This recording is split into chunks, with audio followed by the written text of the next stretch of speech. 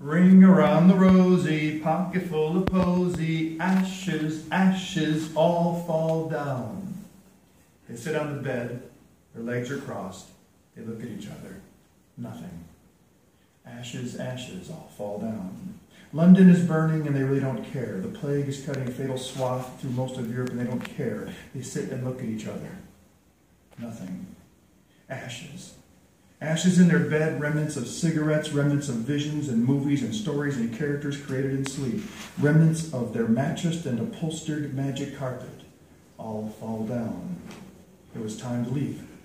He put on his pants, his shirt, his socks, his shoes, his holster, glided out the door. The hallway was sticky and thick with the summer, age, and expired Febreze.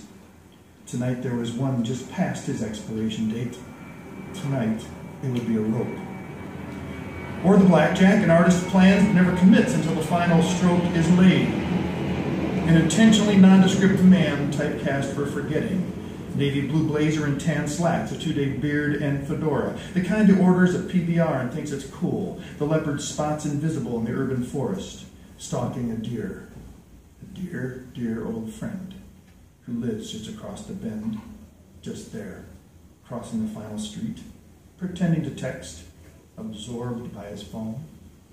At the door now, casually pull out the key. Yes, I have his key, she finally said, sitting on that bed, weeping as she looked him in the eye, cross-legged like that. Purple welts on her face and a busted lip, not as enjoyable as it should have been, but things are as they are after all. Time to get into character. Like being in a deep-sea dive far below the surface, the stillness, heartbeat, pressure, the pressure that steals.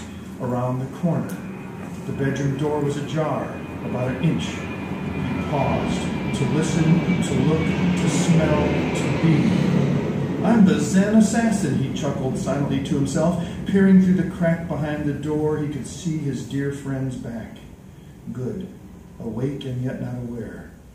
Slowly, slowly, like grains of sand flowing to the bottom half of the hourglass, he opened the door and snaked inside. Creeping like a fog, he closed to the bed. His heart was all he could hear, and his heartbeat filled the room, filled the building, the city, the ocean surrounding the globe, reverberated with his every heartbeat. It resonated through every wave that crashed on every shore.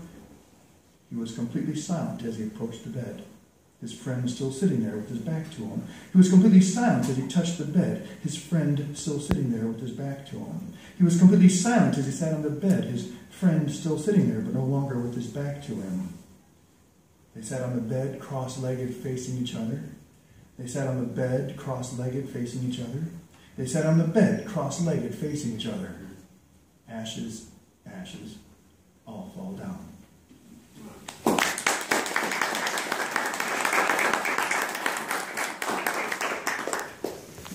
Thank you, Bernie. And we have Jeffrey Kingston.